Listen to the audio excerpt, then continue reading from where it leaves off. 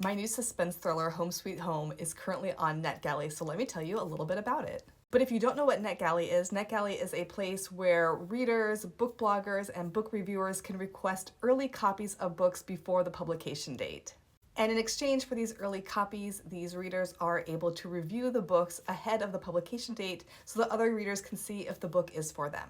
So if you are a Netgalley reviewer, please consider checking out Home Sweet Home because it comes out in a little over a month, April 9th.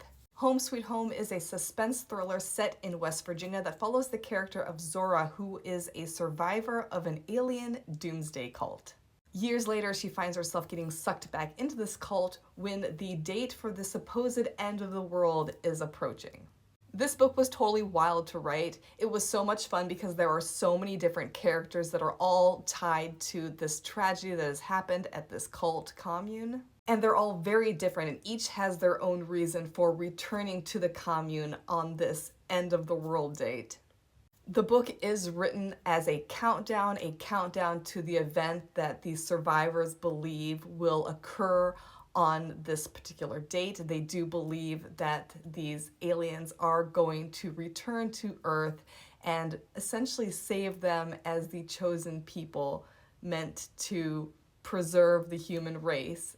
They believe that they are going to be taken to a new world where life is going to be better for them and they are going to essentially start the human race over. Zora, the protagonist, is admittedly a little hesitant to believe that this is actually going to happen. She has very strong ties to the cult, but she has lost a lot of herself, her identity, her family in the tragedy that happened at this cult. She does not want to get sucked back into this, but she also recognizes that so much of her life has been put on hold because of what has happened in her past, and she does want closure for that. But it turns out that getting that closure might be dangerous. The book opens with a scene that happens later in the novel, and then we jump back a few days and we build up to that event. Fast-paced, multi-POV, cliffhanger chapter endings.